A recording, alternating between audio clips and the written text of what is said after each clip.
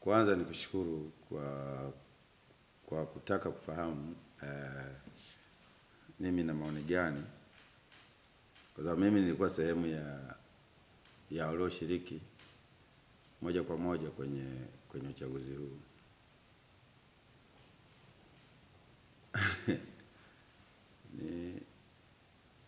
Unajua mimi nilikuwa nahadithiwa tu, sikuwahi kuona wala kusikia. Kama unavyojua na mimi nilikuwa upande huo ambao unalalamikiwa. Kwa maana niliwahi kugombea nikiwa upande wa CCM, lakini kwenye kura ya maoni tu, sikuwahi kugombea uchaguzi wa dola. Kwa hiyo hii ndio mara ya kwanza naingia kwenye uchaguzi wa dola. Nikiwa natokea upande wa pili, sio kule nilikozaliwa na nilikokulia. Ukweli ni kwamba nimeona mengi sana na nimejifunza mengi sana. Lakini jambo kubwa ambalo naweza nikasema tu ni kwamba madai yote ambayo Mheshimiwa Tundu Lissu na taasisi yake ya Chadema wamekuwa wanalalamikia, yote ni sahihi. Yote ni sahihi. Na ni machache hayo. Hayo ni machache. Kuna mambo mengi sana ambayo kama katiba haitobadilishwa na kama tume haitabadilishwa kuanzia chini kule kwenye vituo mpaka kule juu,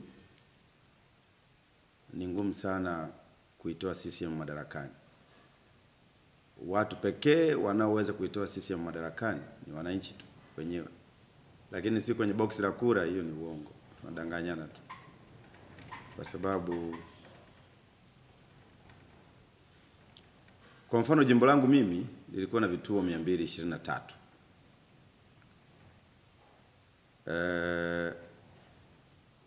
Bado vituo vya majumuisho kwa ngazi ya kata ambavyo ni 12. Alafu majumuisho yale ya moja kwa moja sasa kwa maana ya tume ngazi ya jimbo. Kwetu sisi ilikuwa ni Bunda DC. Kuanzia kule kwenye vituo vya tume, yani vituo vile kwa maana ngazi ya kijiji, kunakuwa na karani, msimamizi mkuu wa kituo, msaidizi. Kunakuwa na watu kama 4 kwenye kituo cha kupigia kura kwa ngazi ya kijiji. Na kwenye kijiji kunaweza kuwa na vituo 3 mpaka 4, wakati mwingine mpaka 5. Lakini wale wote wale hawa ambao wako hapo kwenye hicho kituo ngazi ya kijiji, maana ni mwalimu kama sio walimu wa shule ya msingi, kuna walimu wa sekondari, kuna waratibu kata, na kuna watendaji wa vijiji, na nadhani kuna watendaji kata pia. Ndugu yangu, nilichokiona huko sidhani kama ni sahihi. Hao wote niliokutajia hao, maana ni watumishi wa umma hao, walimu wa sekondari, walimu wa shule za msingi, watendaji wa vijiji, watendaji kata, wote hao wanakuwa na maelekezo kutoka CCM. Aidha kwa mkuu wa wilaya na watu wengine. Na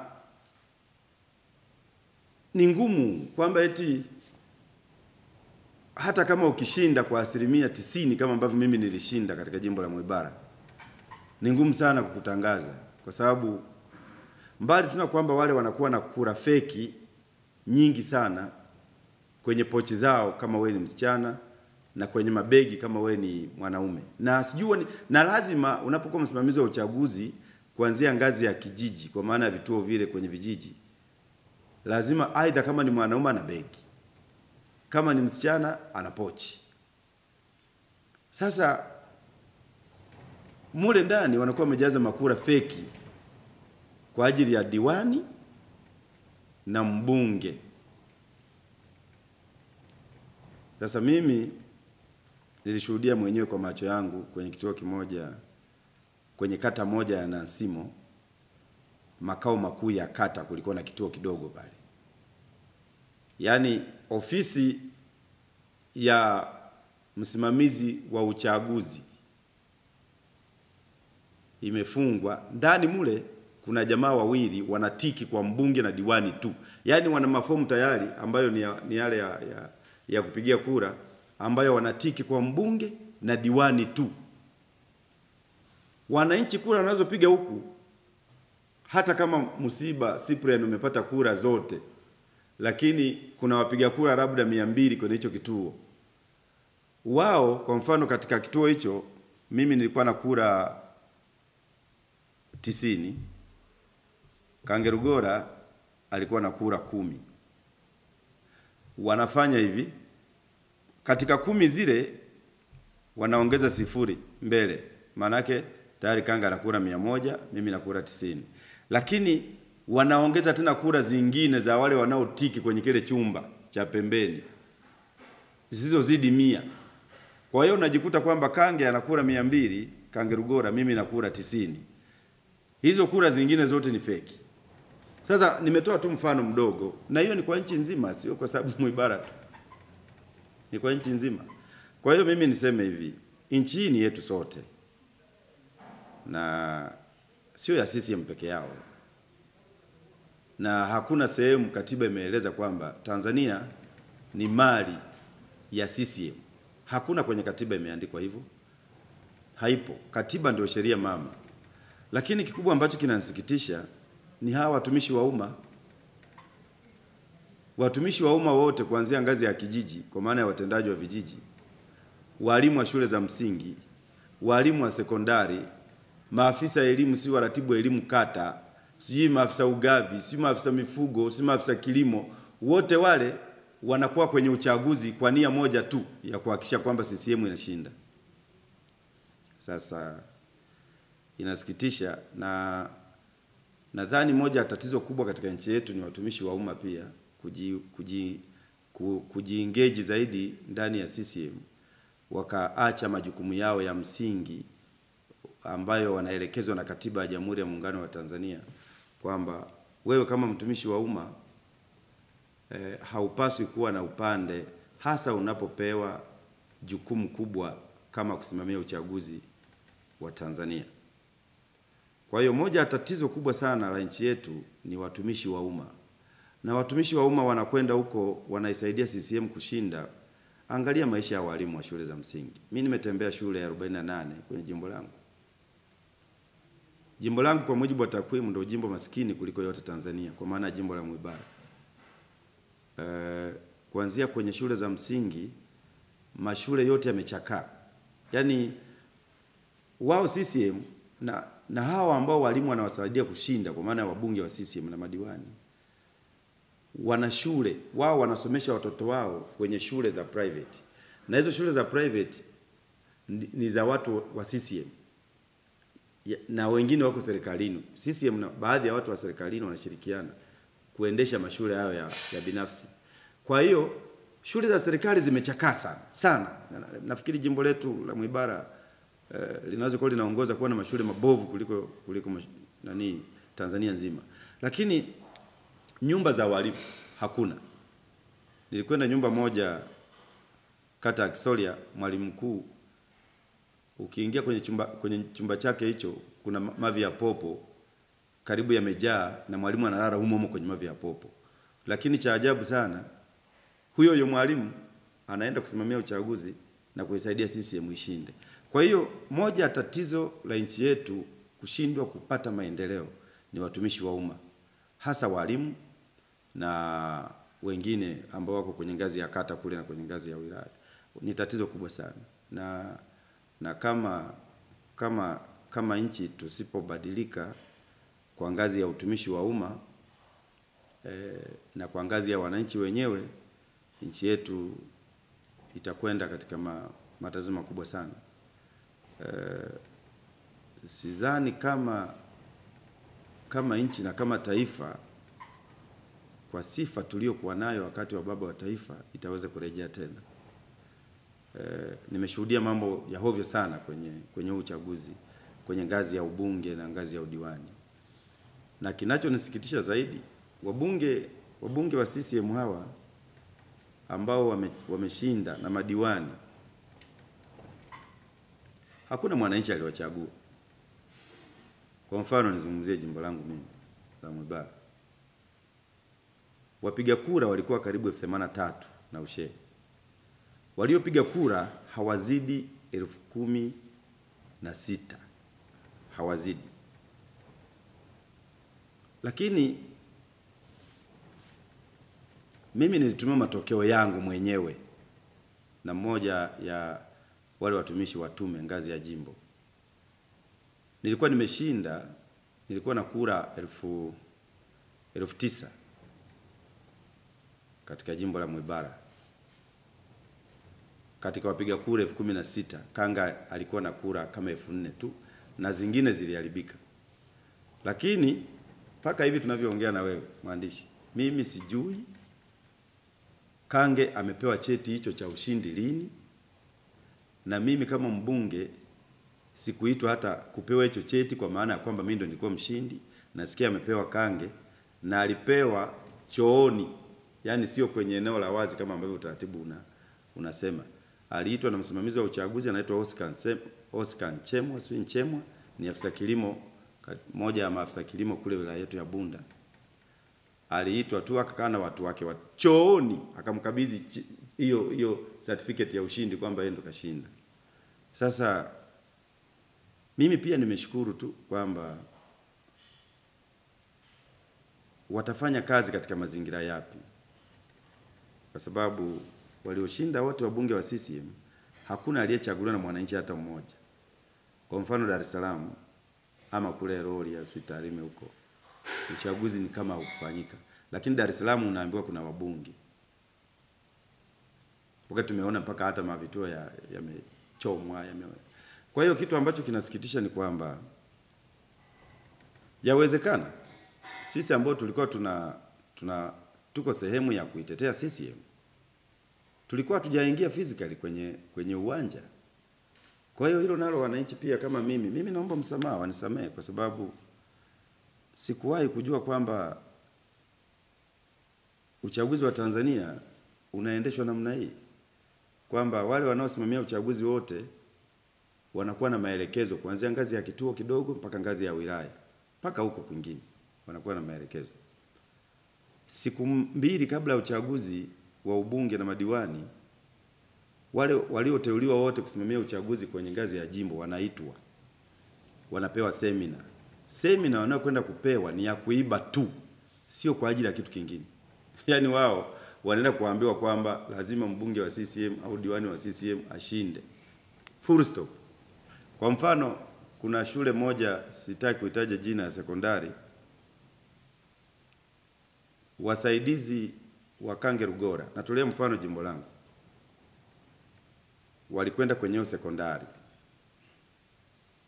walikuwa na kura feki kama 3,000, wakawapa wanafunzi, wakampa kila mwanafunzi mmoja karibu kura 100, yani wanawapa ili wakampigie Kange kura. Lakini yani wanatiki waingize kwa Kange, lakini wale wanafunzi walichofanya wakawa wanatiki kwa Cyprian Musiba tu. Wote wanafunzi wa form 4 wale form 6 walikuwa wanatiki kwangu tu Cyprian Musiba. Walivyokwenda kuhesabu kura, Kange ana kura 10, mimi na kura karibu 300. Wakasema haiwezekani. Wale wasaidizi wa Kange, jamaa mmoja hivi ni mjinga hivi, anaitwa nani yule, huwa yuko huko Masaunga kwenye jimbo la Mwibara, wakaanza kufanya vurugu na kupiga watu pale. Mpaka walimu walipigwa. Kwa nini Musiba, si tumewapa kura wanafunzi wampigie Kange nyinyi, alafu wakampigia kwa nini? Wakampigia Musiba. Fanya vurugu za ajabu sana. Kwa hiyo generally Tanzania huwa hakuna uchaguzi, ndio nilichojifunza. Huwa hakuna uchaguzi. Yaani kwamba, na nizungumzie tu kweli, madai ya Tundu Lissu, narejea tena, madai ya Tundu Lissu na madai ya Chadema yote na madai ya wananchi wa Tanzania yote kwa ujumla wake yako sahihi. Yako sahihi. Na kwa kuwa nchini yetu sote, kwa nini hawataki kusikiliza malalamiko ya wananchi?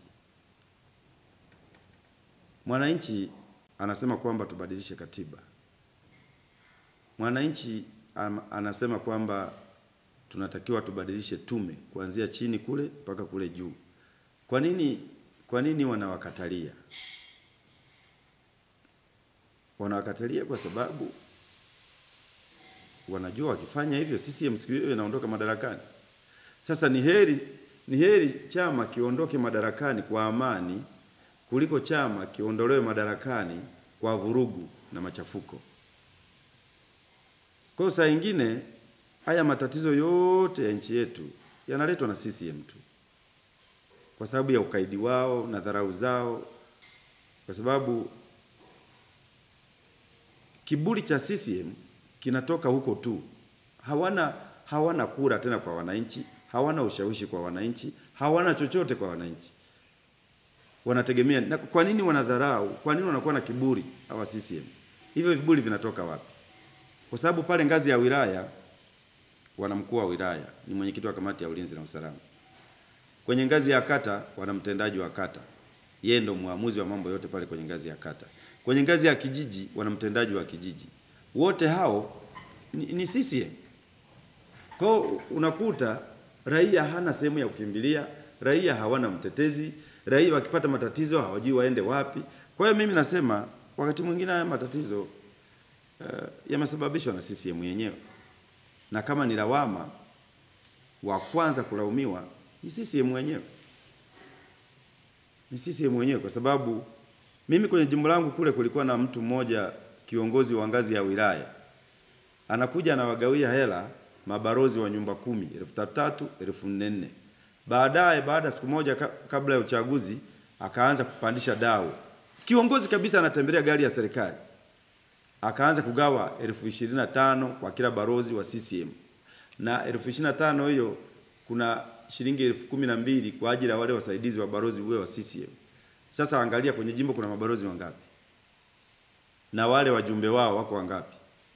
Hiyo fedha iliyoteketezwa na huyo mtumishi wa umma kwenye ngazi ya wilaya mwenye maamuzi ya mwisho, hiyo pesa alitoa wapi? Na kwa nini CCM wanatumia fedha kwa anasa namna hii? Unaenda kununua mabarozi wote wa jimbo zima karibu mwezi mzima ili Kange Rugora ashinde. Halafu kwenye jimbo lake na kwenye wilaya yake hiyo 90% ya shule za msingi watoto wanakaa chini. 100% ya walimu hawana nyumba za kuishi. Wanalala pamoja na popo. Vitabu vya kiada hakuna. Mahitaji ya walimu ni sifuri. Sasa kwa kweli nilichokiona kwenye uchaguzi nikielezea naweza nikatumia hata siku 5 naelezea. Na nadhani nitaandika kitabu kuhusiana na uchaguzi wa Tanzania. Nitaandika kitabu. Maana lazima tuwasaidie vizazi vinavyokuja. Kama taifa hatuwezi kuendelea kuishi namna hii, kwamba katiba yetu imetoa mwongozo na maelekezo kwa kila raia wa Tanzania kuweza kuheshimu sheria na taratibu za nchi. Sasa hizo sheria maana yake ni kwamba ukiwa CCM wewe hupaswi kufuata sheria za nchi. Ukiwa nje ya CCM wewe ndio unapaswa kufuata sheria za nchi. Hiyo haiwezekani. Sheria au katiba ambayo ndio sheria mama inatuelekeza Watanzania wote tuheshimu taratibu na sheria za nchi. Tuheshimu taratibu za uchaguzi wa nchi. Ukiwa CCM ukivunja sheria wewe huna kosa. Ukiwa sio CCM ukivunja sheria unakosa. Sasa hatuwezi kuendesha nchi kwa namna hiyo. Nchi ni yetu sote na kila raia wa Tanzania ana haki ya msingi ya kuheshimiwa, na haki ndicho kitu cha msingi sana katika maisha ya binadamu. Haki. Na hata Mwalimu Nyerere alisema kama viongozi watashindwa kutenda haki kwa raia wake, kuna siku watalia kilio ambacho hawatokisahau. Na leo Tanzania ndio tumefika hapa, kwa sababu wananchi wanadai haki zao, hawajui waende wapi, hawajui wamwambie nani. Kila ukienda huku mara, yani nchi ilikuwa inaendeshwa nje kama hakuna utawala wa sheria. Sasa kitu cha kwanza ambacho tunapaswa kufanya kama raia wa Tanzania, katiba itufeve wote tu, uwe CCM usiwe CCM, wote wana haki ya msingi kwa mujibu wa katiba. Lakini kwa kweli ndio yaona kwenye uchaguzi, tulikuwa tunaisemea CCM, tulikuwa tunaitetea CCM. Mimi kwenye familia yangu, anyway, kila mtu ana uhuru wake, lakini mimi binafsi ukiniambia habari za CCM sikuelewi kabisa, kwa sababu sio CCM ambayo wazee wetu, mama zetu na baba zetu na babu zetu walitengeneza. CCM ya sasa ni kama kikundi tu cha watu ambao wapo kwa maslahi yao na familia zao, sio kwa maslahi ya watu. Rasilimali zote za nchi hii zinanufaisha watu wachache tu, lakini asilimia kubwa ya Watanzania wanalala njaa, wanakufa maskini, wanashindwa kupata hata mlo mmoja kwa siku. Na leo ukizungumzia habari hiyo, maisha yako yanakuwa hatarini. Sasa inakuwa nchi ya namna gani? Kwamba wanaotetea rasilimali za nchi, wanaotetea wananchi, wanaosema kwamba rasilimali za nchi ziwanufaisha Watanzania wote, uhai wao unakuwa hatarini. Sasa tutaenda hivyo mpaka lini? Kwa hiyo sometimes wananchi wanachoka. Wanaona sasa wachache waishi vizuri, wachache tuishi kama mashetani. Sasa mimi nafikiri kwamba kwenye siasa za Tanzania tusipobadilika hatuwezi kwenda. Na mimi nasema watu watangulize mbele utanzania na utaifa kwanza. Habari ya kusema CCM, ACT, Chadema, hivi vyama ndivyo vinatuingiza kwenye machafuko. Mimi nadhani kama raia, kama wananchi, tujaribu kuweka mbele maslahi ya taifa letu kwanza. Kwa sababu Kenya kulikuwa na KANU. KANU ndio iliyopigania uhuru wa Kenya. Lakini KANU ilikufa kule Kenya. Kenya ipo. KANU ilikufa, Kenya ipo. Kwa hiyo taifa ndio kitu cha msingi kuliko chama. Lakini Zambia kulikuwa na chama cha Kaunda kule, mpigania uhuru wa Zambia. Kile chama kilikufa, Zambia ipo. Botswana pale tumeshuhudia mpinzani anaingia pale kama rais wa nchi. Sasa chama kile cha Botswana kilichowapa uhuru kimeshakufa. Kwa hiyo yani mimi nasikitika sana kwamba eti mtu anawatumia watumishi wa umma kuilinda CCM, wakati watumishi wa umma ndio wenye maisha magumu kuliko wananchi wote wa Tanzania. Kuanzia wanapoishi, familia zao zinavyoteseka, lakini hao ndio wanatumika kuisaidia CCM iendelee kubaki madarakani. Inasikitisha sana. Mimi huyo afisa kilimo huyo Oscar Nchemwa huyo aliyemtangaza Kange chooni wakati Kange hata hajashinda, yani mtu kama huyo mimi namuombea laana tu kwa Mungu. Kwa sababu moja ya watu ambao wameshiriki kwenye haya machafuko nadhani ni tume kwenye ngazi ya jimbo na kwenye ngazi ya kata na kwenye ngazi ya vijiji. Kwa hiyo kuna watu wanapaswa kuwajibika kutokana na matatizo yaliyotokea katika nchi yetu. Na wanaopaswa kuwajibika wa kwanza kabisa ni tume kwenye ngazi ya kijiji, kwenye ngazi ya kata na kwenye ngazi ya wilaya. Wengine ni wakuu wa wilaya, wanatakiwa wajibike kabisa. Yani wanatakiwa washtakiwe kwa sababu na wao wameshiriki sana kuvuruga uchaguzi huu. Kabisa. Wasimamizi wa tume ngazi ya wilaya, kwenye ngazi ya kata na kwenye ngazi ya vijiji wanatakiwa kwa kweli wawajibike ama wawajibishwe kulingana na matatizo yaliyotokea kwa raia wetu. Kwa hiyo unajua pia kwa mfano unaingia bungeni mle kwamba bunge limeitwa. Kuna mkoa kama Dar es Salaam asilimia kama 80 hakuwa na uchaguzi, lakini wabunge wamepatikana. Hawa wabunge wa Dar es Salaam na madiwani wao wataenda kumuongoza nani Dar es Salaam hapo? Huo ni mfano mmoja tu mdogo. Haya, mimi kwangu kule Mwibara Makanga ataenda kuwa mbunge wa nani? Kwa sababu wananchi walimkataa. Lakini CCM wamemtangaza kwa nguvu kupitia huyo msimamizi wa uchaguzi. Haya, hapo Bunda kwa East Bulaya, twende Tarime mjini kwa Matiko. Mkoa mzima wa Mara hakuna CCM ambaye alikuwa anatakiwa kule. Lakini wako ndani ya bunge, wanakwenda kura hela za wananchi. Maana hiyo fedha wanaolipwa wabunge ni kodi ya wananchi. Ni kodi ya wananchi. Hawa wananchi ambao leo wengine hawajui watoto wao wako wapi, wamepotelea wapi. Lakini wabunge wameshaitana Dodoma bila hata aibu. Yaani ndio ujue kwamba CCM aibu hawana.